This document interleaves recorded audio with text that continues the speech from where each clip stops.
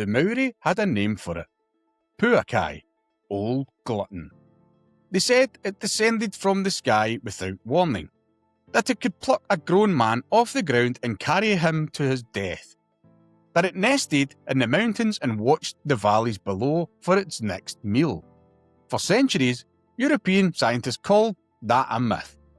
Then, in 1871, a museum taxidermist dug something out of a dried-up marsh in New Zealand, and the myth became a fossil. Let's start with the story the Māori told. The Pouakai, sometimes spelled Pouakai, appears across multiple oral traditions. From the South Island of New Zealand, the name roughly translates to Old Glutton, which, when you understand what this creature supposedly did, makes a lot of sense. According to the legends, the Pouakai built its nest high in the mountains. It had a territory, a hunting ground, and that hunting ground included the valleys where people lived. One account recording the Nagal Tahu Iwi describes a Pouakai nesting on a spur of Mount Torlesi, darting down and seizing men, women and children, carrying them off, not to terrorise them, to eat them. Now, if you read that as a modern person, your first instinct might be to file it in alongside dragons and sea serpents, a story people told to explain fear of the dark or the unknown. But here's where it gets interesting, because unlike sea serpents, the Pouakai left bones. In 1871, a man named Frederick Richardson Fuller, a taxidermist working for the Canterbury Museum, was excavating a former marsh on the Glenmark estate in Canterbury, New Zealand. What he pulled out of the ground was a collection of enormous bones. They were submitted to Julius von Haast, a geologist and explorer who had spent years mapping New Zealand's South Island. Haast looked at those bones and recognised something extraordinary. This wasn't any bird anyone had seen before. He published his findings the same year. He named the creature Harpargonus Māori, from the Greek harpax, meaning grappling hook, and ornis, meaning bird. The grappling hook bird. Named not after Haast himself, that came later, but after George Henry Moore, who owned the land where the bones were found. Today we call it Haast's eagle, and it holds a record that, as far as we know, nothing is broken. It is the largest eagle ever confirmed to have existed. Female Haast's eagles weighed up to 18 kilograms.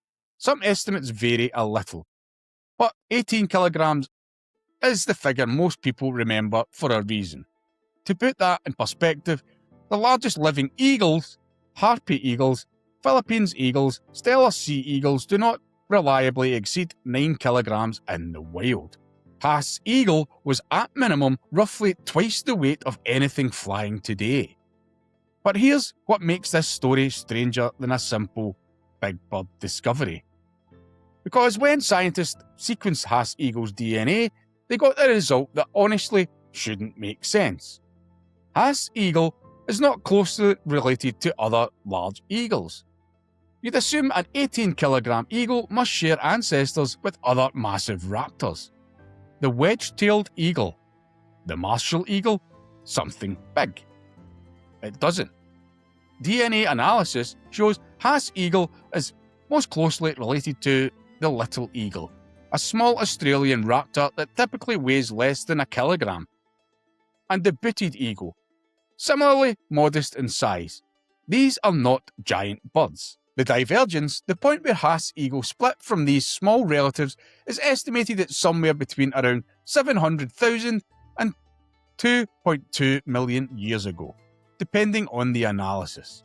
In geological terms, that's recent.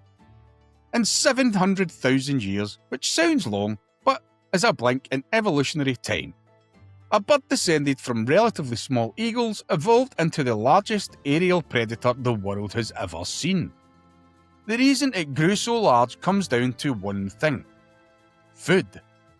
New Zealand had no land predators, no wolves, no big cats, no competing raptors of comparable size. What it did have was more enormous flightless birds, some species reaching over 200 kilograms. All of that prey and almost no competition for it. When there's nothing to compete with and a huge food source available, evolution has room to do something extraordinary. Haast's eagle filled the apex predator niche that in other ecosystems would be occupied by a lion or a tiger. Except it could fly. We're about halfway through, and the extinction story is where this gets genuinely complicated. Because the question of what killed the Pouakai is not as simple as it sounds. So how did Haast's eagle actually hunt? This was debated for years. Its wingspan, estimated at up to around 3 meters, is actually relatively short for its body size. That's unusual. Most large eagles have long, broad wings for soaring. Haast's eagle had shorter, rounder wings, which tells us something important. It wasn't built mainly for long soaring flight. It was built for ambush. Short wings are an adaptation for manoeuvring through dense vegetation at high speed. Think more forest attack than open sky gliding. Research suggests it may have behaved in ways that were unusual even for an eagle. It likely used its talons as the primary killing weapon, striking with immense force, gripping, tearing, and targeting vulnerable areas. Forensic analysis of moa bones has found marks consistent with a strike from above, targeting the pelvis and lower body to immobilize prey before killing it. A moa could weigh 200 kilograms. The eagle weighed 18. That is an absurd mismatch. It's the kind of predator-prey gap that sounds invented until you realise nature occasionally writes scripts no one would approve as realistic. Now, could it have done that to a human? Honestly, yes. Physically, it was capable of attacking a person. Adult Māori were typically far lighter than a large moa. The capability was there. Whether it happened regularly, rarely, or only enough times to burn itself into memory is harder to prove. But the Māori clearly experienced something that gave rise to specific, detailed stories about a giant bird that attacked people. That doesn't appear out of thin air. And then, around the 15th century, the Pouakai disappeared. Not all at once, not overnight, but within a few generations of Māori arrival. The most powerful aerial predator that ever lived was gone. The question is, why? When the Māori arrived in New Zealand, most estimates placed this between about 1250 and 1300. They encountered an ecosystem that had existed in isolation for tens of millions of years. No humans, no rats, no land mammals of any kind apart from bats. The Māori brought two forces that changed everything: hunting and fire. The moa, Haast's eagle's primary prey, had no instincts to fear humans. They were enormous, slow, and had never faced a predator using tools, organised hunts, or widespread habitat change. Within roughly a century and a half, all 9 species of moa were gone. Take away the food source of an apex predator, and the apex predator usually follows. But it wasn't just indirect extinction through prey loss. Haast's eagle bones have been found in early Māori archaeological sites, including cooking deposits. That means the eagle was hunted directly as well. Feathers were used in cloaks, bones were turned into tools. Eagle remains appear alongside human artefacts in early sites. And there was another pressure. The Polynesian rat, the kior, arrived with the Māori too. Rats eat eggs. Any large bird breeding in nests accessible enough to be raided suddenly had a new problem. On top of that, large tracts of lowland forest, the eagle's hunting habitat, were burned and cleared. Every pressure hit at once. Its prey disappeared, its habitat shrank, its nests became more vulnerable, and humans hunted it directly.